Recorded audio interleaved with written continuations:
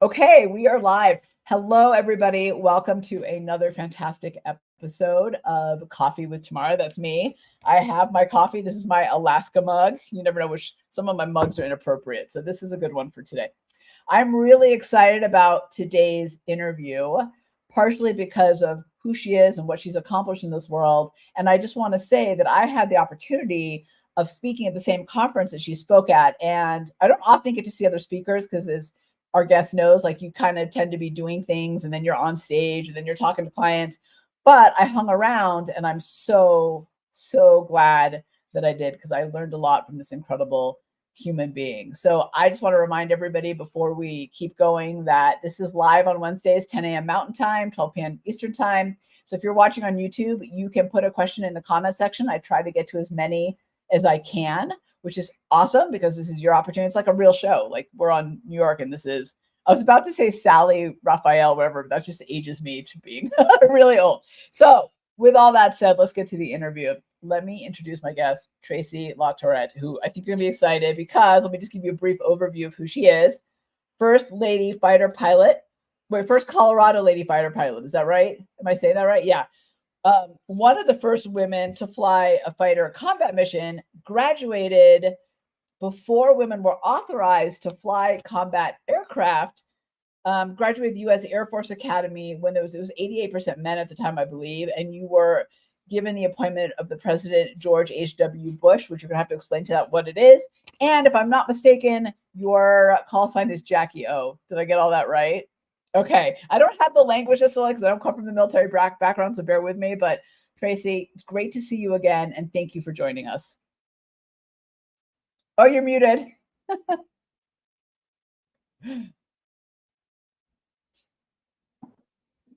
There you go. Hey, there we go. I was a little bit happy and I hit the button there. I'm so excited. No, I'm so happy to be here tomorrow. It's really fun for me. Real quick, I got to see you speak also. I think you went first, and I was supposed to be in my little bubble getting ready for mine, but you were so interesting that I really enjoyed being in the back and watching how you engage the audience, and everybody had such a great time. So that was really fun for me too, to get to see you, thank you. as a speaker as well. So you did a great job, and so it's really an honor to be here on your show today. So thank you for having me. It's fun. So yeah, so Tracy, you've done some really amazing things, and you've also had countless medals and awards, and I wanted to kind of take a step back for a second and start out with your journey and your experience. And one of the things that really resonated with me when I heard you speak and when I kind of dug into who you are and what you do is you really broke a lot of barriers. I'd say for you, for women, just kind of what you've been able to accomplish. And you've done it in a way that's I think creates positive momentum. So will you just talk a little bit about your experience and kind of how you thought about taking yourself and those opportunities to the next level, and maybe they weren't necessarily right in front of you at the time? Sure. It's funny. They weren't right in front of me at the time. Like you mentioned, when I graduated from the Air Force Academy, my job didn't even exist for me yet. As a woman in a combat jet, that didn't even exist yet. So, I had to. So it wasn't like I grew up as a little girl saying, "Oh, I want to be a fighter pilot," and some women do, and some people do, right? But for me, my journey was a little bit different. I discovered the Air Force Academy when I was there for state championships for gymnastics. I'm here in Colorado. We are here in Colorado, and so that's where our state championships was held, and that's where I discovered the place for the first time. I remember I walked into the gym, and walking through the front doors of that building, it was the weirdest thing. I was only 10 years old, and I somehow felt, it was like I felt the presence of greatness of the people who have gone there before me. Like, I walked in and I felt like I had to hold myself to a higher standard. Like, I was just really in a very, very special place. And I said, this is amazing. I have to come to school here. And at the time I didn't know that much about it. But anyway, so that was my first experience. And then I wound up obviously getting to go to the academy. So it was President George Bush Sr. At the time. He was the vice president. You have to be, I think it's a Medal of Honor winner's kid. Don't quote me on that. Do your research, people. I don't remember exactly what you need to get the sitting president's nomination for the Academy, but I got one of the 5 that the vice president at the time had, which was a huge honor. And so off I went to the Air Force Academy, and never thought I'd fly. I was not pilot qualified medically when I went in. I hadn't passed the eye test. And so I didn't go there trying to pursue that. I just wanted to go to a place where people did amazing things. I wanted to go somewhere that was challenging. My parents my mom had bought me a poster when I was a kid of a gymnast. It was Olga Corbett. Actually, it was Nadia Comaneci. I had multiple posters as a kid of the gymnasts. That was my thing. But anyway, I had one in particular that said, "Do not pray for an easy life, pray to be a strong person." And that mantra had kind of resonated with me all the way through growing up. And so I was like, I want to go to this place where you have to be strong, where people are achieving more. And so that's how I wound up at the Academy. Do you think, you said a couple of things there I just want to dig into for a second, Tracy. Do you think that, we're all in some ways, it's nurture and nature, right? There's something in us and we're products of our environment. And I work with a lot of at-risk and underserved youth. And one of the things I've really come to realize is that that nurture plays a big role. And so when you elevate someone into a place where expectations are high and there's ambition and people assume that you are capable of something greater than even you are today, right? You start to change with it. Did you find that, I guess, for you to be true? I mean, I'm guessing you were always pretty ambitious and you weren't like some, slacker over there. But when you got to the Academy and you started playing that game, did you find that you changed with it? Oh, absolutely. And I think the Air Force Academy, all the service academies are designed to do that. They're designed to kind of break you down a little bit. Everybody hates to hear that. And my classmates were like, they kind of break you down, but then they want to build you back up, in a stronger, better way. But when you're starting with a group of people who are all service oriented, they're high achievers, they're hard on themselves, they have high discipline, self-discipline. Some of us are harder on ourselves than others, I guess. I really have to work on not beating myself up, because I'll debrief till the cows come home. And the idea is you take the lesson and then you move on. But sometimes, it's easy to get stuck in that loop. But I feel like I really did change. I mean, I matured. I was able to learn how to handle more in a day than I would have before. I mean, they give you 40 hours worth of work to cover in a 24-hour day. So you got to figure out, it's the prioritization and that kind of thing. But we slowly become resilient over time, just by choosing to win the moment, to win the little moment. I always talk about win the moment to win the mission. But I think you win those little moments, and slowly over time you just become more resilient. And so definitely it changed me, but I feel like it changed me for the better. So some may argue, but I think it turned out. I think the answer is probably yes, is my guess. So you just said something really powerful about win the moments, right? Win the mission. I think that, and I don't know if you're hearing this a lot from clients too. I definitely am, and I'm in the innovation space. So, I'm hearing a lot of resilience fatigue, almost innovation fatigue, change fatigue, probably, and uncertainty fatigue is where people are. And it seems like kind of winning the moment might help all of us manage that a little bit better. Will you talk a little bit about winning the moment, what that means to you, and how we think about that in our everyday? Because man, sometimes I look at, in fact, just this morning I had a meeting at this nonprofit. I had this meeting and I am like so overwhelmed with all the big things that are happening. And I just knew, I was like, if I don't break this down into small things, I'm not gonna do any of this. So talk about winning the moment. Okay. So man, we could talk about this all day. So yeah, the idea of needing to win the moment for me backs up to realizing that we're task overloaded, whether we're at work, we're at home, wherever we are. It's so easy to become overwhelmed by all the things in our lives, and it's hard to prioritize. Sometimes we get so overwhelmed that we can't even stop to prioritize. We're just like, it's too much. And then we stop being really successful at anything. And it's kind of like when we're flying down low, high speed in the canyons, and we've got rocks and trees all around us. We can no longer we don't have the luxury anymore of looking inside the cockpit at our instruments, which are telling us altitude, airspeed, heading, all these important things. We become so task saturated by the rocks out in front of us that we can't look inside anymore. And so in that situation, we task shed, and we're like, okay, I gotta look inside, can't look inside. I gotta look outside at the near rocks, because if I make a mistake, it could kill me in a second. So I got to task shed a few things, in that case, looking inside the cockpit, and keep my eyes outside so I don't become a smoking hole on the side of a mountain, right? So, you're doing this process, and, and I finally realized that really what I'm trying to do is I'm just trying to win that moment. And I discovered that when I could break it down mentally for me like that, we're not always like flying high speed down in a canyon, which is really fun, but we're just doing life, and we got the kids, and they're here, there, and I've got to go to work, and how do I focus on this, and then I got this. I finally realized that if we could just focus on right now, it doesn't mean that we're not planning ahead or that we're not preparing, but if we can just put our heart and our soul into this right now, win this moment, then we're able to win the mission.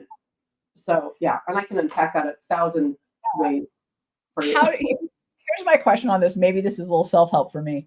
How do you decide what that moment should be? If you're looking at a million things in front of you, and some of them are really big, right? To your point, like I'm assuming the mission is a big thing versus flying in the canyon, which is not a small thing in the grand scheme of things, but you know what I mean.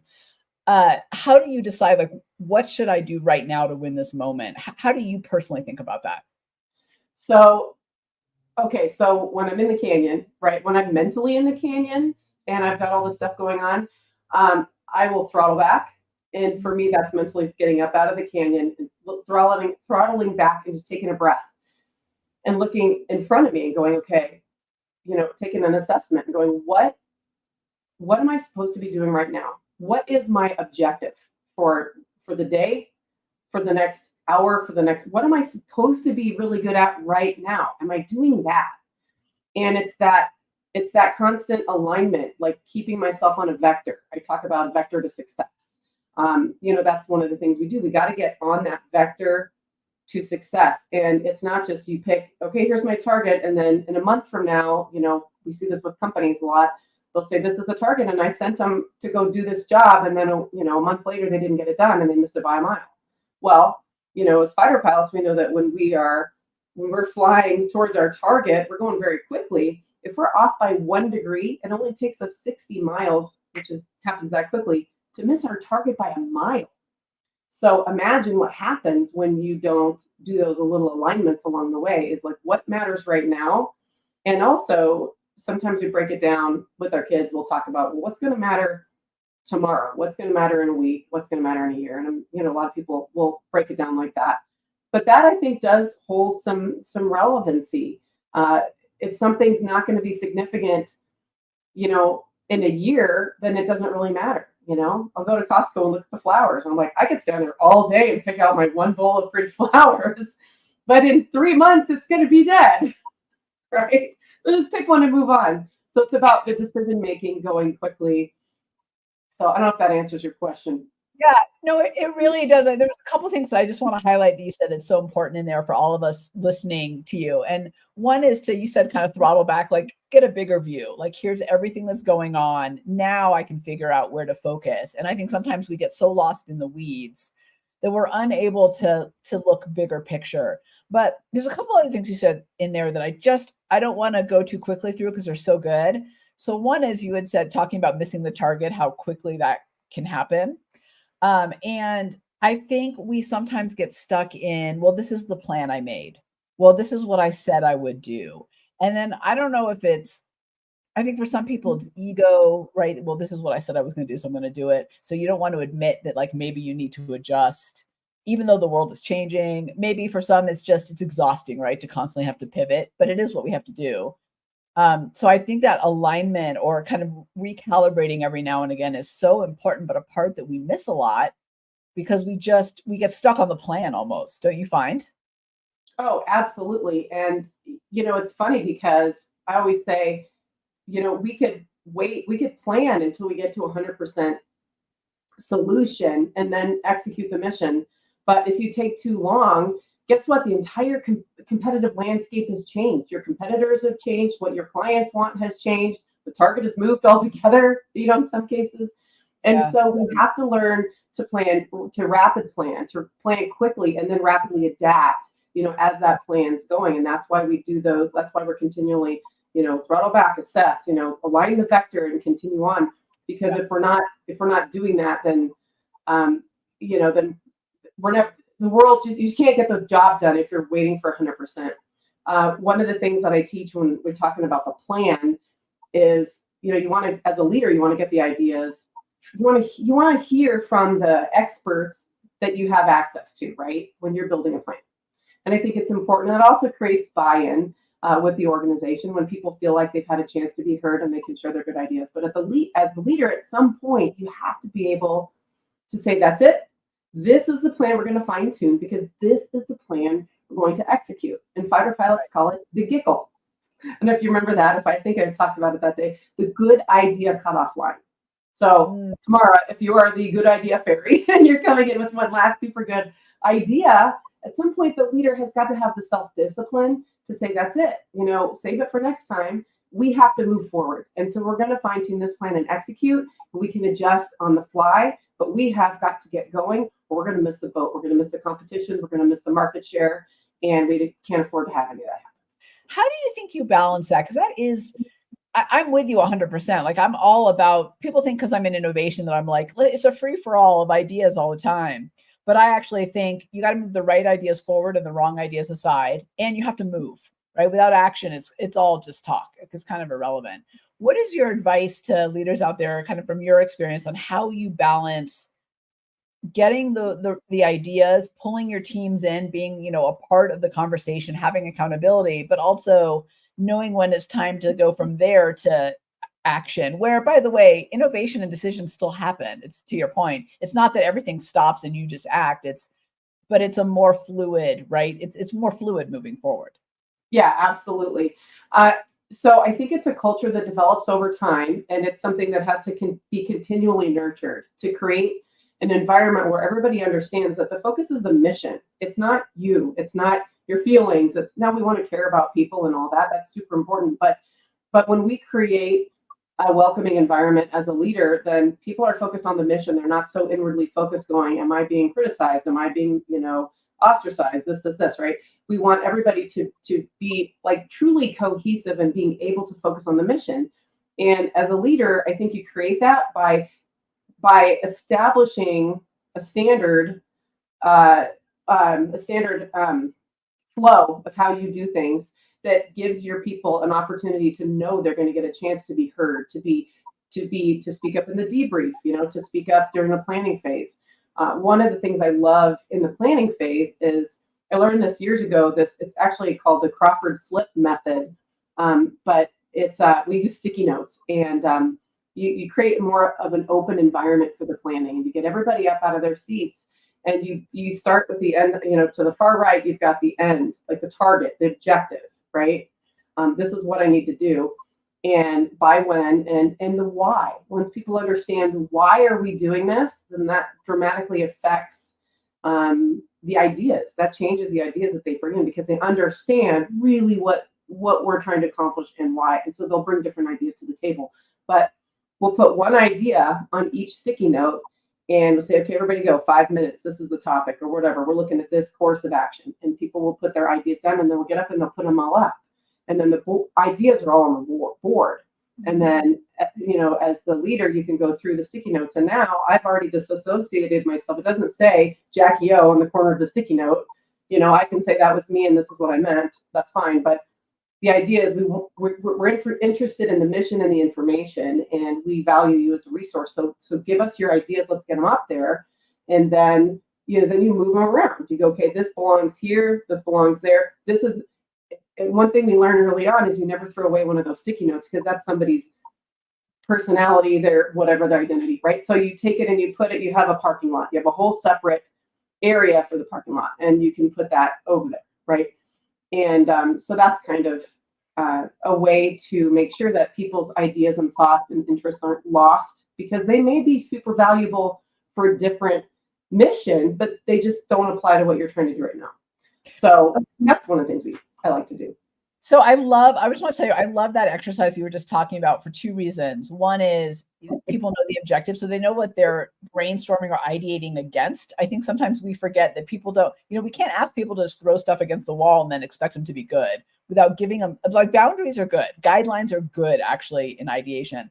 But the other thing is what I've learned over time, and I love the sticky note, is that people don't need to be right, but they need to be valued and heard. And the challenge, I think, as leaders that we sometimes face is we get everybody into a room around a table, and then we ask people to share ideas, but then we start debating people, not ideas, versus putting our energy into the sticky notes. I love sticky notes, are like the best thing that was ever made, ever. Thank you, Art Fry from 3M.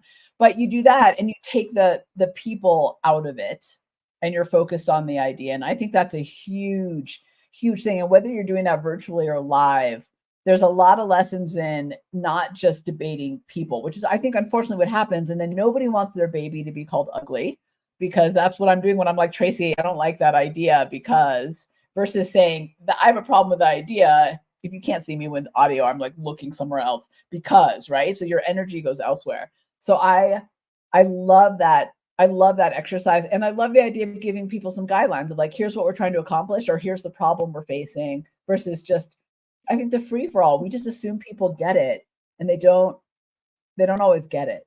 And so my question on the backside of all this is, when you think about what keeps a team engaged, what has kept you engaged over your career when, you've been the one who has to then go execute on the mission, how do you think about engaging people? Not the ones, high up in the tower in the offices, but the ones like you as a pilot were out there actually doing the work.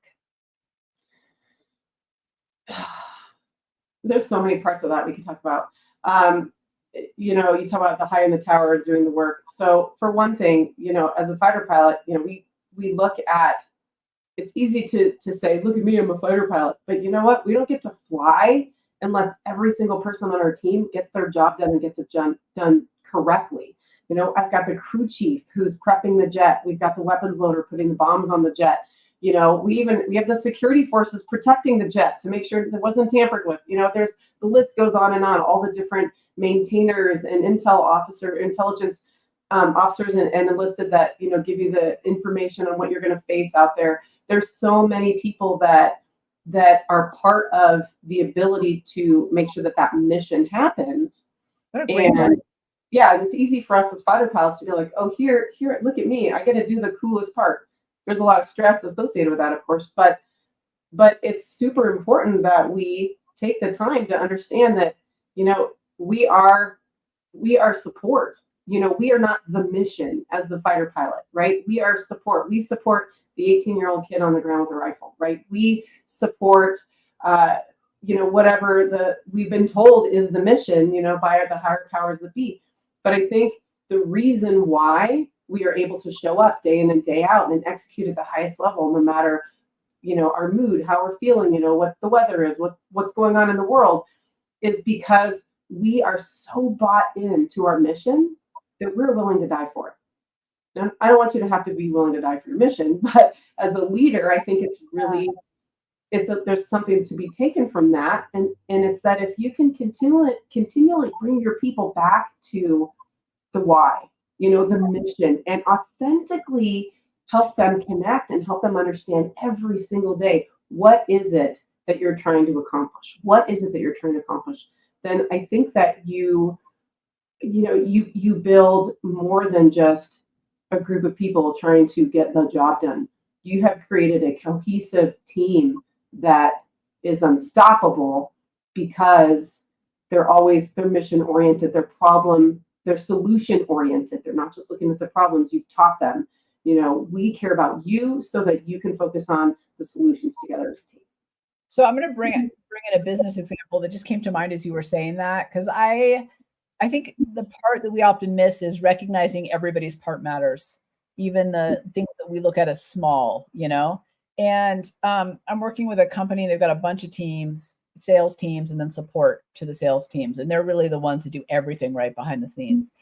One team thinks the support team is there to do whatever they want when they want it.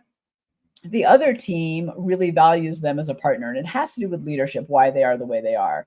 And what I'm seeing, which I didn't really realize until you kind of articulated it, is that the team that has that beautiful partnership where that leader has said, those people are really important to us. We need to understand how to serve them back, right? Because the salespeople are a little bit like the fighter pilots, like they get a lot of the glory, right? They get like, they are the ones out there doing it. But they're the ones really not just hitting their marks, but exceeding it. And I never didn't think about that until you mentioned that. But in the business world and all the worlds we're in, I think we lose sight. I think we lose sight of that. We say lose sight, lose the fight. Oh, If you're lose sight of your mission objective, then you're going to lose the fight. If you ever lose sight of what it is you're trying to accomplish during the day, you're going to lose the fight. so I want to go back to, and I got 2 questions in about talk more about decision making. So I want to go back to that because someone said the flowers comment got me going. So you had said like just pick the flowers, right? They'll be dead in a month anyway or whatever, which I'm 100% with you on that. And I heard somebody else say, I think it was Cody Sanchez. She's a big entrepreneur out there that I follow. And Cody, welcome to the show if you want to come on. And she said something like, I'll tell you how good someone is a decision maker. Just take them out to lunch and see how they order at a restaurant. And I got to thinking about that. So I tend to be pretty decisive. I'm like, okay, good, chicken, done, right? Like, I don't want to spend my time. I don't need 20 minutes to look at a menu. It's just overwhelming. I don't want to do it. Just give me whatever, like something that's in my, in my zone, and I'm good. What do you think about, how do you think about decision making and doing it well and doing it quick? I do think there's a lot of value to quick decision making, not rash, not impulsive, but I think quickness matters. But I want to get your take on that. I think it matters a lot. And I laugh because I know my husband's going to watch us and he's going to be like, seriously, because I would like to stand there all day long and look at the flowers. I would, like, because I'm not in work mode at that moment. So I'm enjoying looking at the flowers. Right? So, but I think when it comes to getting things done, being able to make a quick decision is so valuable. Those are the organizations that are moving quickly. Those are the organizations that are getting things done. And part of that I have found over the years with the organizations that I serve is that they're afraid of the ones that are stuck initially are afraid to fail. Their people don't have that comfort to know, hey, it's okay. When we go and we fly a mission, like when we go do a training mission, we'll go drop bombs and we'll record every pass and we'll come back and we'll review as a 4-ship or however many aircraft we took to the bombing range that day. And we'll go through and look at everybody's passes and we'll see, what you failed at and what you were good at. And I totally just lost my train of thought. About decision making. So, so we look at all that and we go, okay, what was I going to say? I'm going to ask you a question while you think of it, because I have a question for you. Okay. This is going to be a really naive question, but go with me. When you are on a mission, I'm going to assume, but I want you to tell me if I'm wrong, that you are thinking about how could this go right versus how could this go wrong? Or is it a combination of both? You always said something about where people don't make decisions because they're afraid to fail. And I think there's a mindset there of, like, if we're afraid to fail, all we're thinking about is everything that could go wrong. And then that drives our decisions versus thinking about everything that could go right. So both kind of in the cockpit, but also like in business there. Yeah. So definitely. So yeah. And that's where I was going was that, are you afraid to fail? Well, we're going to see, nobody flies a perfect mission. And so like when we drop the bombs, some are going to hit the target, some are not. And so it's in that process that we fine tune our skills, that we learn from each other, right? So we are quick to point out our mistakes so that others can learn from them and we can learn from them. And that's how we accelerate our experience. That's how we get better faster. So when we're looking at, am I afraid to fail? Am I going to get it right? Am I going to get it wrong? In the cockpit, we've already gone through the planning process of what's going to go wrong, right? You have to red team it, if you will. What could go wrong? And we plan for that. And so we've created a backup plan. We've created a contingency plan. When we fly into combat zone, I've got my my Beretta 9mm on my vest. You know, this little guy, you know, isn't going to do a whole lot, you know, behind enemy lines, but it's something, right? And so, you know, you're under your parachute, if you know, God forbid, you need to pull it out and, you know, be protecting yourself under the canopy coming down, then you have that contingency plan in place. That's just, you know, one crazy. It's not a crazy example because some people have been there, not me, luckily. But the idea is that when we're in the planning phase, and if we can consider the contingencies, especially the biggest ones, now you have to look at biggest and most likely, right? Because you don't have time to plan every single thing, right? So what could cause the most damage if it happens? And then also, what is the most likely problem to happen? You know, if your engine fails, you know, you need to know where you're going to go or what you're going to do, how you're going to handle that. It's not super likely, but I need to know how to handle it. And then, you know, what are more common things? You know, what's our get well plan if our radios fail? Okay, you know, more likely. Okay, so you look at the contingencies in the planning phase.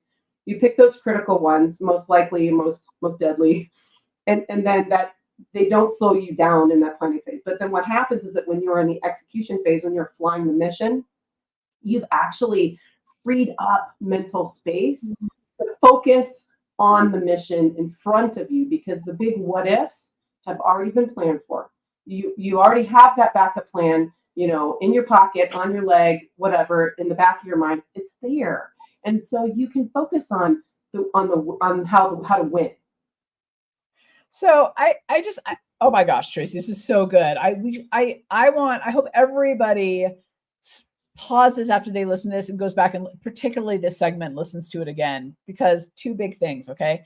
One is right versus or big versus likely of happening. I don't know about you, but I can absolutely, because I have a rich imagination, I can absolutely get trapped in this spiral of all the things that could go wrong. But if I really broke it down, 99% of what I'm thinking about is so unlikely to happen. So unlikely, but I'm spending so much mental energy worrying about it. But to really think about, all right, this could go wrong, but this is like, here's the likelihood. So let's create contingency plans for this. But I think that's really powerful, Tracy, to think about that in those ways, because it is. And I think as businesses too, and leaders, man, and our people too, like we get so wrapped up in, oh, if we make this decision, here's all the things that could happen. But really, like what's the likelihood, right? That's such a great thing. And then the second thing you said there is about that contingency plans freeing up your mental space. And so knowing that it's not about planning to fail, but it's about knowing what to do if something goes wrong. Did I capture those right? Because to me, those were like mic drop moments for me, both of those. No, yes, you captured them much more succinctly than me rambling. No, it was your conversation that got me like, oh man, like how much energy do we expend as leaders, as humans, just on all the things that will never go wrong. And then not actually, because of that, we don't spend time with contingency plans on what went wrong because we're too busy. Well, and here's another thing. I am naturally wired to do, like you're talking about, ruminating about all the big, terrible, you know, as parents especially, and it's like, oh, you know, what could happen? What could go wrong? Well, a lot of things could go wrong. You know, that's how I am naturally wired. As a leader, you're going to have some people who are naturally wired that way and some who aren't. So how do you bring them together as a team to make sure that everybody is executing at the same highest level and everybody can focus on the solution? Well, one of the things that I love is, you know, I've helped businesses make checklists. You know, you look at those big what ifs. What happens if the engine quits? You know, what if my airplane catches on fire? Right. Guess what? We have emergency procedures checklists that anybody can pull off the shelf and do. If you're the new hire that just showed up today and everybody's on a, you know, restroom break or whatever, and you're the only one in the room and the bomb just went off, what do? Well, you pull out your checklist and they have a tool. You know, they have a way to be aligned with the organization and their end wishes or their ultimate wishes for that scenario, because you have handed it to them, not just in a big fat SOP, but you have given them an emergency procedures checklist. We have normal procedures checklists. things that happen every day. And those emergency procedures, and for us as fighter pilots, we memorize them because we know then, when you get really stressed out and the thing is really happening, you may or may not, to be able to look at the checklist and make sure that you're remembering it correctly. You probably don't have to look, but then you go back and you review and you go, yep, I got everything. I didn't miss anything. But that helps align the team towards whatever it is the leadership wants to see happen in that contingency scenario. Kind of takes that, how am I wired piece, kind of evens it out a little bit. You know what? I love a good checklist. I have it for all my tasks too, because I found I was spending so much mental energy recreating the wheel every time I did a podcast, right? Like it's the same 10 things I need to do every time. Why am I sitting here trying to remember what's next when I could just have a checklist? It's so good. So speaking of alignment, so when you spoke, it was the ABWA, right? The Business Women's Association. And I think there were maybe 500 in the audience. My number could be off, but it was a big enough audience that there were, it was a big room and people far back. And I mentioned that just to kind of set the scene for the people listening. And you did this exercise with them where you had one person stand up in the corner and point to what they thought was north. Now, we're inside a room with no windows, so I'm not sure if they actually pointed north or not. And I don't know if that's really the point anyway. But then you had everybody else in the room stand up and point in the same direction as this person, right? To follow their lead. And I was way on the other side of the room. So what I realized very quickly was that this person was pointing in one direction. And by the time it got to where I was, people had no idea. They were just making it up and pointing all over the place. So it was such a powerful exercise. And I was back there going, ooh, like, wow. So will you talk about why you did that exercise and the lesson out of it for all of us listening? Yeah, and I'd be happy to. And don't worry, because if I come to your organization and we do this exercise, it's still going to happen the same way. That's what's so great about it. So I think that day I used, let's have everybody point to north and hold it, and then look around the room. And so we start off, we have everybody point towards where they think north is. And so that you've got in the room, everybody's arms are going different directions and nobody's aligned. And then I pull up. It might be the senior leader, or it could be somebody who is the leader of that project, right? It doesn't have to necessarily be the highest ranking person in the company. I think in this case, it was the senior leader. And I said, okay, now everybody point to Renee's version of north, right? And so everybody looks at the leader and points to where the leader's pointing. And the people that are the closest to the leader, who happen to be in physical proximity to the leader, immediately can point wherever the leader's pointing, right? You're immediately aligned because you get it, because you can see it firsthand. And where you were standing, Tamara, you're so far back that you're having to wait and see how the ripple effect goes, right? And so, for me, the lesson is, as the leader, if you're not aligned with your front line, you're not aligned at all, because they're the ones that are meeting with a customer. They are the ones that are doing the work. They are the ones that are making your ship sail, right? And if they're not aligned to your wishes, then they are not going to.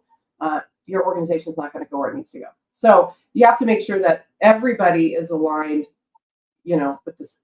with you. And the interesting thing to me about that scenario is that it doesn't really matter where north is, right? What matters is where does the leader want us to go? Because the leader knows where they want you to go. Right. So for us, we have to be constantly checking in and making sure that however we're doing it, when we're in a world where there's virtual or people are in organizations all over the country, all over the world, right? It becomes a little bit more of a challenge for the leader to figure out how to continually align all the way to the front line. I just love that exercise so much. And the other thing, and I don't know, Tracy, if you could see this from the stage, that kind of made my eyes go a little bigger, is what I noticed in the back was that I don't know that they care. They're like, I'll just put it this way. And it was this kind of almost a lack of engagement, not in the exercise. They were all into what you were doing, but just in terms of what was coming out of that exercise, because they knew they couldn't see the leader. They knew the people in front of them were all over the place. So they kind of gave up a little bit too, and just was like, I'm just going to do it the way I'm going to do it. I'll point in the direction I want to point. And it got me thinking about, I think, we as leaders, I know I've been guilty of this. I point to my north, like this is where we're headed. And the 4 people around me are like, yeah, we're all heading in the same direction, because I've had full on conversations with them. But I didn't take the time to do 2 things, really, I think. And I'd love your perspective on this. One is arm my team with the tools to have those conversations down the line. So number 1, and or spend the time going down the line and putting that effort on the front end so the back end is smoother and we're all pointing in the same direction. So I don't know if that's kind of what you experienced, but man, that was, to me, that exercise. And by the way, if you're out there, as Tracy said, bring Tracy in to do a keynote or a workshop or whatever it is you do, and do this exercise, because she is right. Just don't tell anyone the point of the exercise, and I promise you the same thing will happen. Yeah, it's funny. I've had people sit through it more than once, and I've done the similar exercise and the same thing every time. And it's because if you don't, if you start off and you say, I want you to point north, everybody understands what that means. They think, right? I'm pointing to north.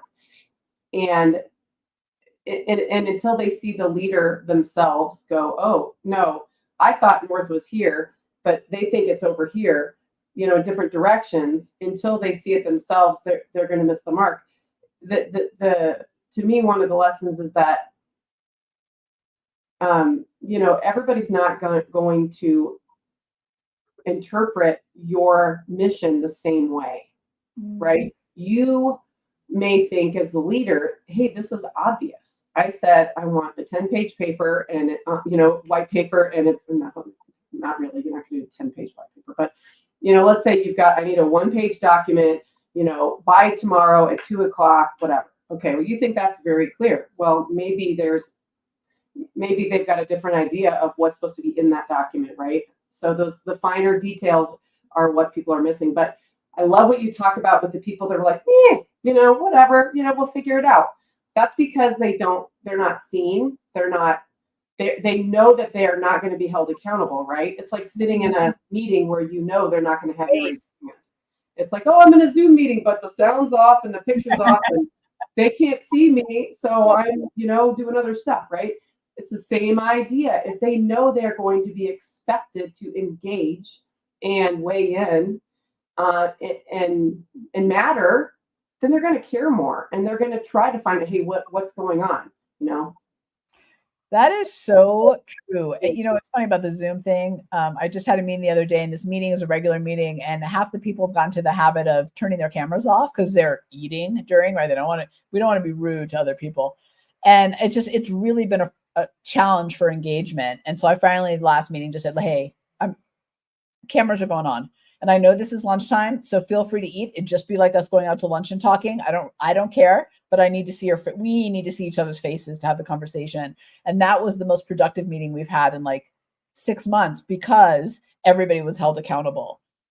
So I love what you said about that, because it's such a big difference. And I think, the other thing you said about, I need a 1-page paper, right, ready tomorrow.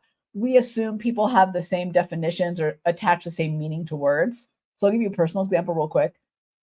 I picked up my son last night from CU Boulder. So my oldest is a freshman, and I had an 8 p.m. keynote, which rarely happens, but this was an international group. So I was like, I'm picking you up at 9, like after 9. Okay. I'll be there at 10, whatever time it was. So I had said, be ready. And then I realized, I don't know if his definition of ready and my definition of ready are the same thing. He's a 19-year-old boy, right? I'm the mom. So I texted him, was like, is everything packed up? And he responded with, yes, it's all packed, ready to go. All you got to do is pull up and we can put it in the car. And I was like, we're on the same page.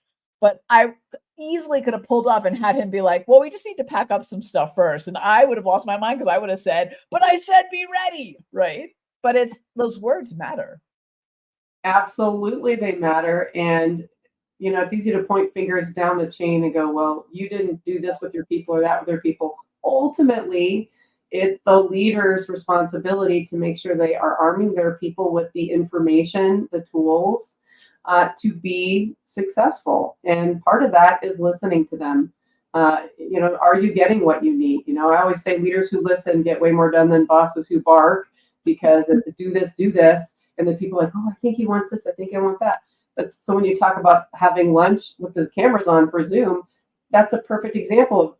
You're creating an environment where people can just be themselves.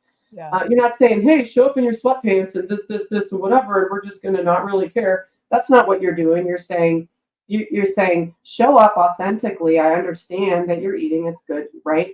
But you're taking a little bit of that edge off and going, you're human, and I know that you're fully engaged and that you care and that you're working hard.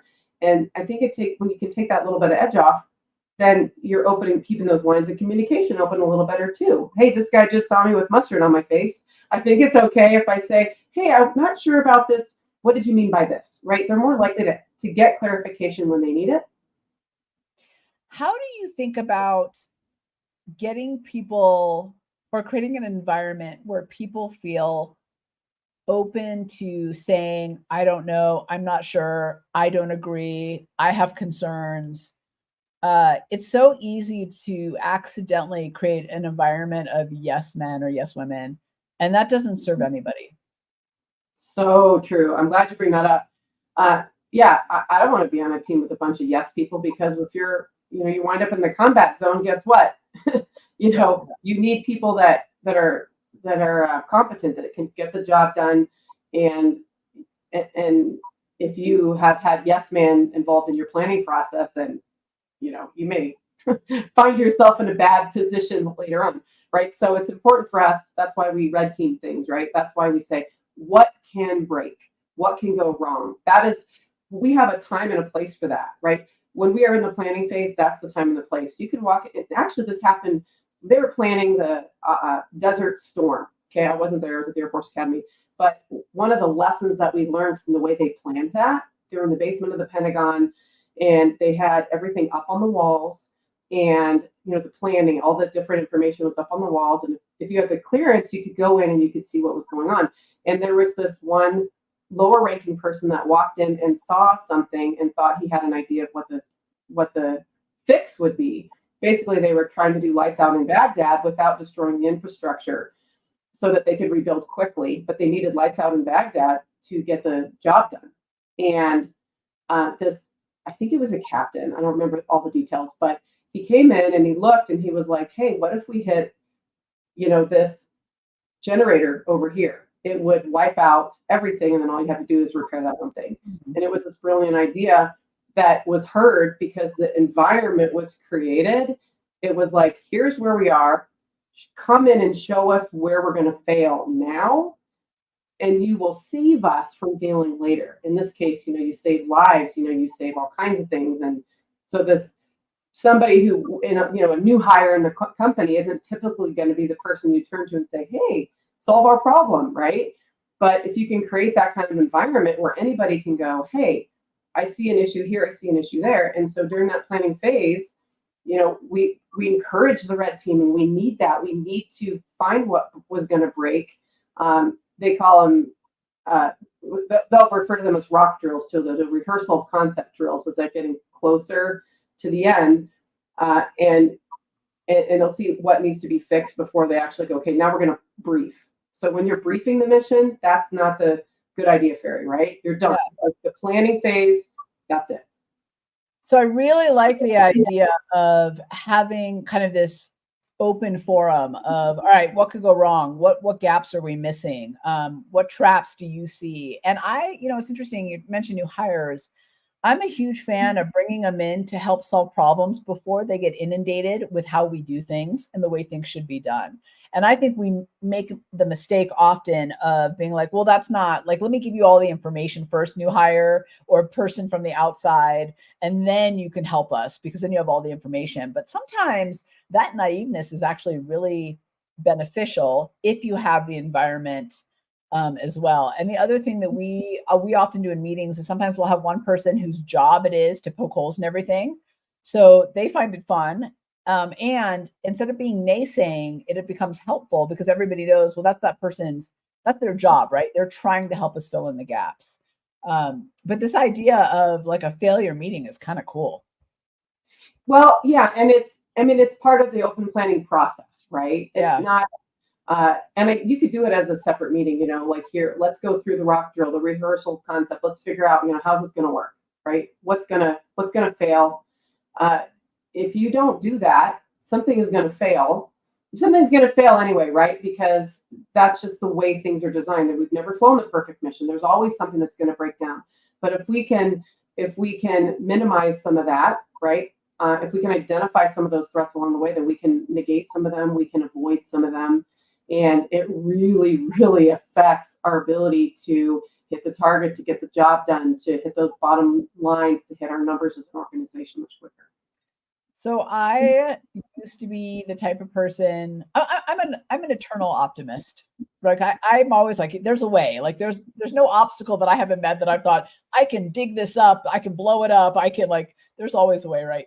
But the challenge with that is when you get the no's and the yes buts. Like if you're that type of person, it tends to shut you down a little bit. So I used to be the type of person who, if I came to you with an idea, Tracy, and you're like, well, here's some things that could go wrong, I'd kind of label you as a yes butter and not on board and a naysayer and like you're just that person. And I used to take it really personally, like it was against me. And I learned over the years that actually your greatest gift are the people who can see the gaps and the holes that you don't see, if we can give them the room to do that. But I think it takes a lot of, don't you think it takes a lot of confidence to be able to hear the no's too? Absolutely. And I'm so glad you say that, because it hurts to hear the no's. No matter how long you've been doing it, we want to be right. We want to be celebrated because, oh, we got it right. We got it right. We got it right. And it's easy to forget how valuable those no's really, really can be. One of the things that was so important to me flying fighters, and beyond, but was the idea of having a mentor. We call them, I'm a wingman, right? I come in and I'm the new guy in the squadron. I'm a wingman, but really we are wingmen to each other, whether you're the flight lead or the wingman. I use the term like we are wingmen to each other. We're flying in each other's wings. We have to help each other out. But the mentor idea, that wingman that's more experienced, that's really your flight lead, right? For them to always be looking back and taking you under their wing, you've got somebody, if you have those people that you build those relationships with, that they'll go, hey, I see gaps here, I see gaps here. And, one of the examples that I love to share sometimes is, we went to fly a bombing mission. I was new to the squadron and we were just doing a training mission. We were dropping bombs and recording the videos, and then we're coming back and we used to bomb for quarters. And whoever's bomb was the closest to the target would get the quarters. And on this day, it was me with 3 super experienced guys. So I probably, wasn't really stacked to win, but it wasn't like I was close. My bombs were everywhere. I had a terrible, terrible mission. I couldn't find the target. My bombs were everywhere. And I asked the guy who won all the money that day. I said, hey, can you sit with me and can we look at my tapes one more time? It turns out he was my flight commander. His call sign was Kubla. And he was awesome. He took the time to sit with me and go through my tapes again. And he gave me that. He gave me that gift of mentorship. He gave me that gift of his extra time.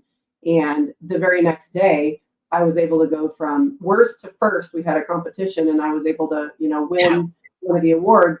I mean, nobody cared, before I got back to my seat, they were on to the next one, right? And we're constantly improve ourselves.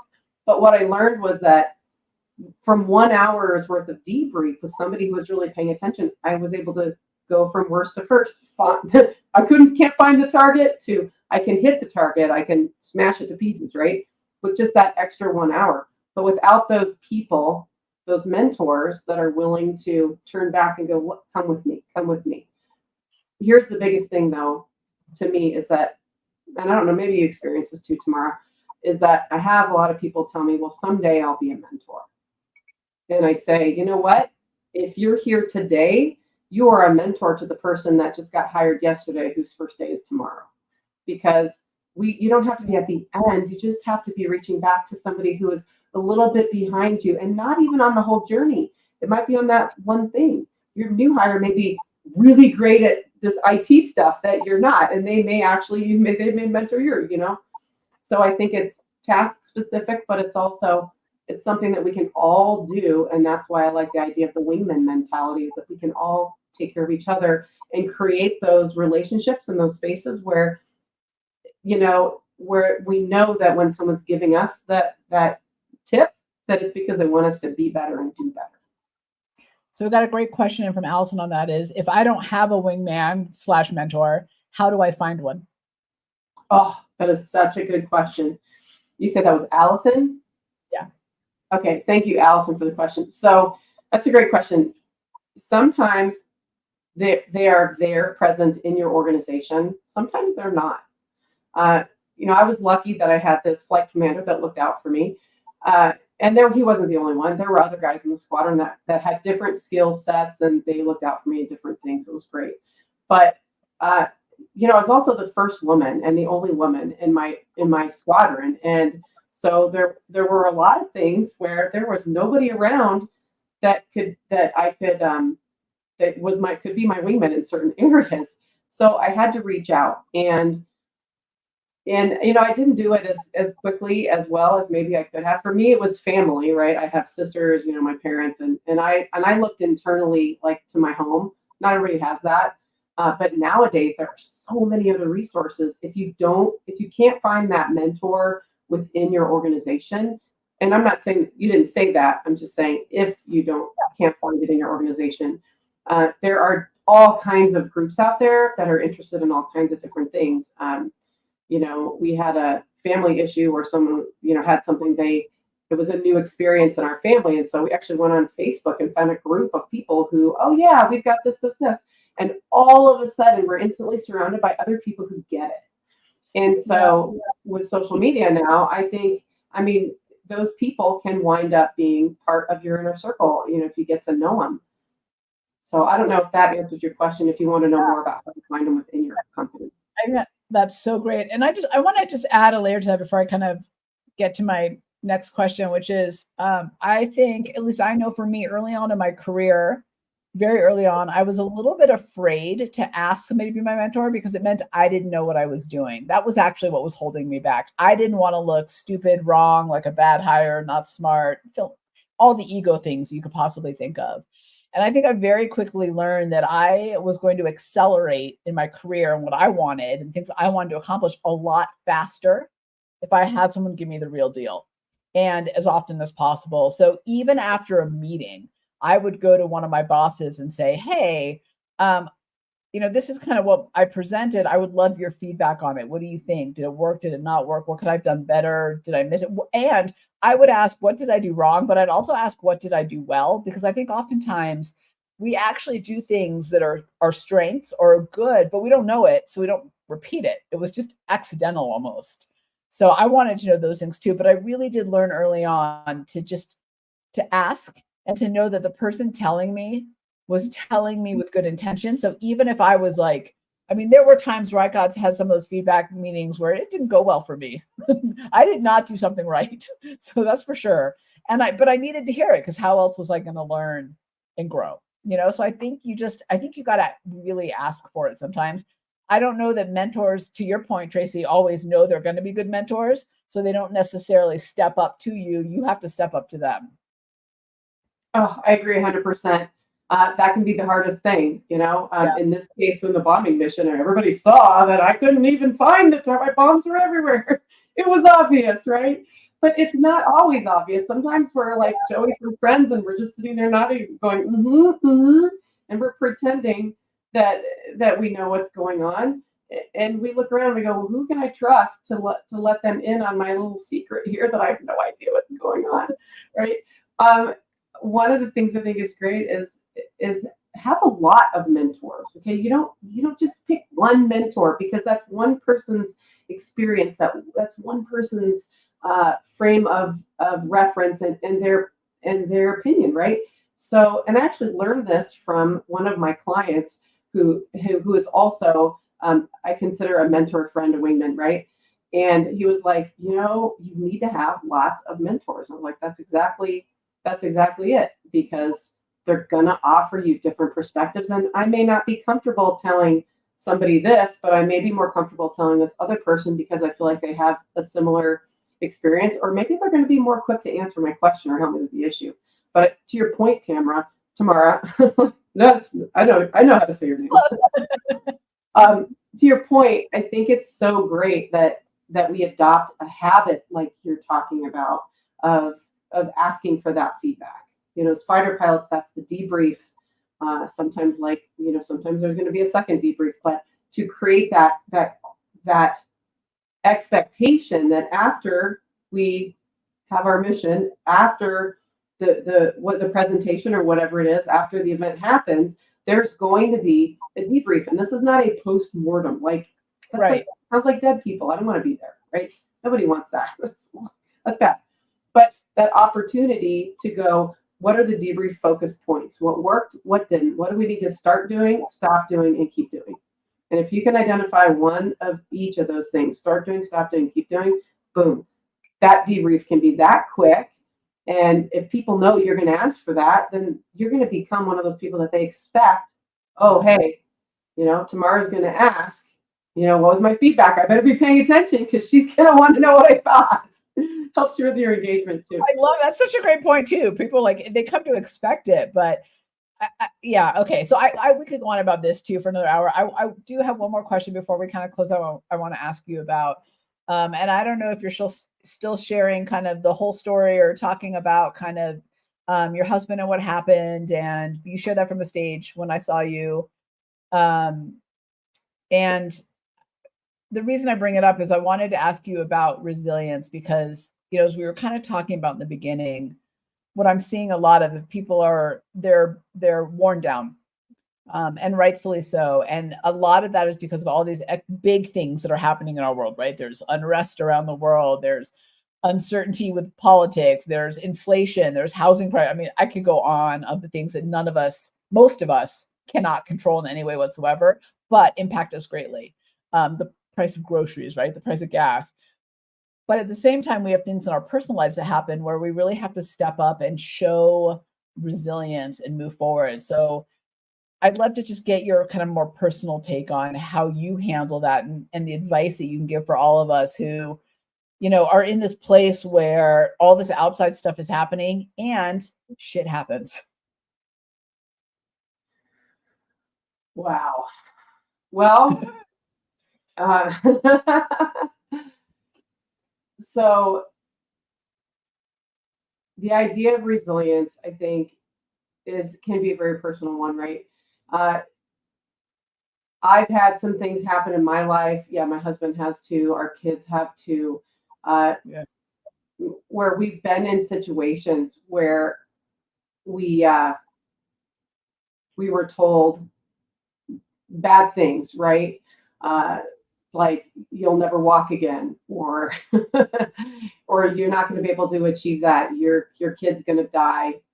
We've been told all kinds of bad things like that, and we have to have an attitude of challenge accepted, and that's kind of a family motto. We have said with every time we've been faced with some really bad news like that, we say challenge accepted. And for me, it's spiritual. For our family, it's very spiritual. Also, we feel like that's where our help comes from. And everybody's a little different in that regard. But for us, that's a big part of it. It's a huge part of it, actually. But we look and we say, how can we get out of that wheelchair and walk again? How can our child who's been told they're going to die, how can they survive this rare thing and go on to do great things? And that's where the resilience just kind of happens, right? I think in that way, we have to be able to just handle this moment right now and be mission oriented. We always say emotion later, mission now, emotion later. We can cry about it later. We can talk about how awful the thing was later. We can deal with the personal issues and how it could have happened differently later. But right now, in order to be successful, in order to win, in order to move on and see tomorrow in the way that I want tomorrow to be, I have to be able to focus on what I need to do right now to get to the next step. And when we can break it down and set the emotion aside and go, I know why this matters to me, right? I know why. When you know why you're chasing an objective, the price you're willing to pay becomes crystal clear. Wow. I don't even know what to say after that last statement because I feel like that's so it's so powerful. It kind of goes back to what you're saying too about winning the moments, about really focusing on what's ahead. Do you think we as humans are more resilient than we think we are, or that we think we're capable of until we hit those moments, you know? I think that we can do so much more than we give ourselves credit for. Uh, like I said before, for me, there is that other piece that for me is such a driving factor, and I'm not trying to say that that's right for Yeah. other people. But for me, that spiritual piece is absolutely that's the part. That's where I'm gathering my internal strength to go. I know that I can do more than I think I can. Um, it's like when I went to the Air Force Academy. I went because I knew that there was going to be something bigger and greater to do with my life than I could even imagine. Yeah. And I couldn't imagine all these amazing things that were probably on the horizon for me if I would just take the next step towards greatness. I didn't have to know the target. I didn't have to know exactly where I was going, but I had to decide that I was willing to be disciplined and put in the effort to do what was hard to achieve something that was great. Yeah. All right, Tracy, I can't believe we're out of time because I feel like I want to keep it. Resilience to me is so important. I know you teach a lot of it and you talk a lot about it. I think you've done it phenomenally well in your personal life, but also in your professional life and teaching others to do it. What's your last piece of advice for people out there who, again, and I don't mean to keep harping on this because maybe I'm projecting, but from what I'm hearing from people about just having a little bit of resilience fatigue, I think it started in 2020, and we've just we've looked at this last 4 years and been like, oh my God, really? Like, can't we just get our feet under us? So we're just like, we know the resilience has to continue on no matter what it is that comes their way, but maybe we're just like, really, when do we get a break?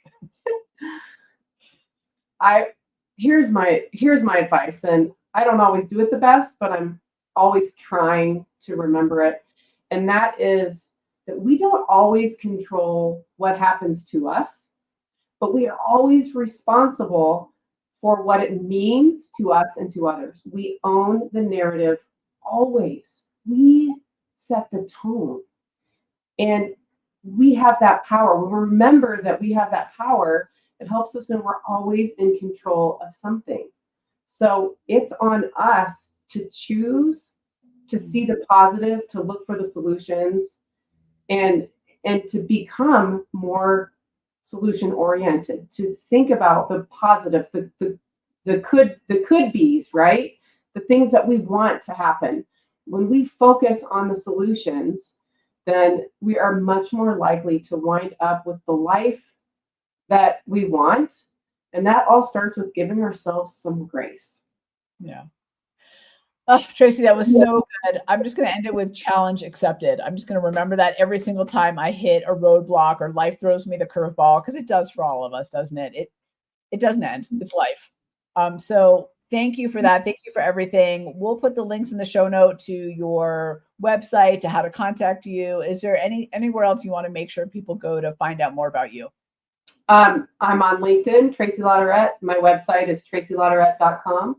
And I have a couple of open executive coaching spots if any individuals or corporate teams are in the market. I'd love to help you find your inner fighter pilot and get your target.